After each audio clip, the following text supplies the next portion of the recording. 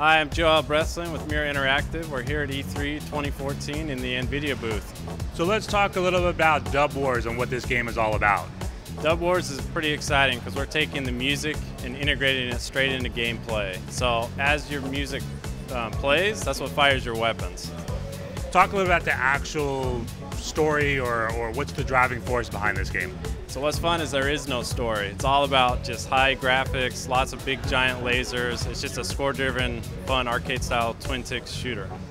What were some of the inspirations for you guys when you were looking back at the classics?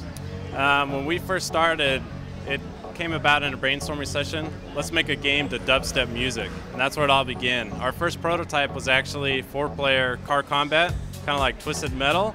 And we're thinking, hey, you pick up weapons, you fire these big sounds, and you'll make these cool dubstep songs, and it sounded terrible. So we threw that away and went with the top-down classic arcade shooter and never looked back.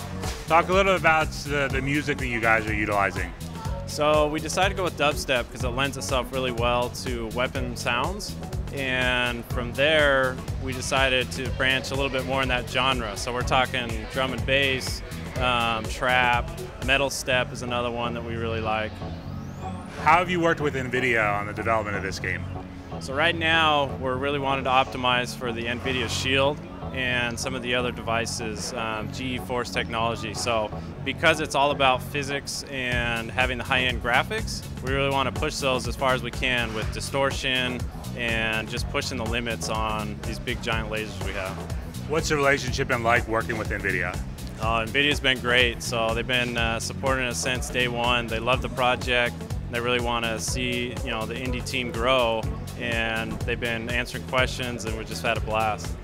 What are your thoughts on the Shield and what this opens up for you from a gameplay perspective? The Shield is phenomenal for a demo device. I mean, I've got it here with me at the conference, and it's basically, hey, check this out. The speakers on it are phenomenal, and so I can fill up a room, and I absolutely love the device. What are your thoughts on Tegra 4 and what that's opening up for mobile game developers? Tegra 4 is great.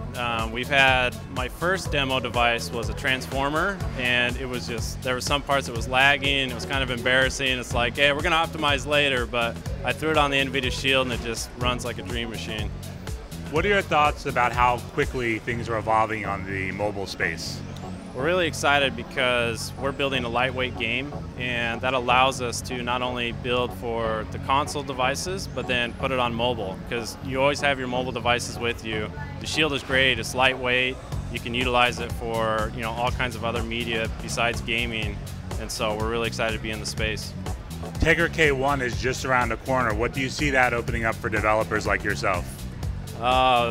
For right now, it's just almost too much. So it's really exciting to just have these really powerful graphic cards that we can work with, and we can continue to push the limits of the mobile side and offer a better experience.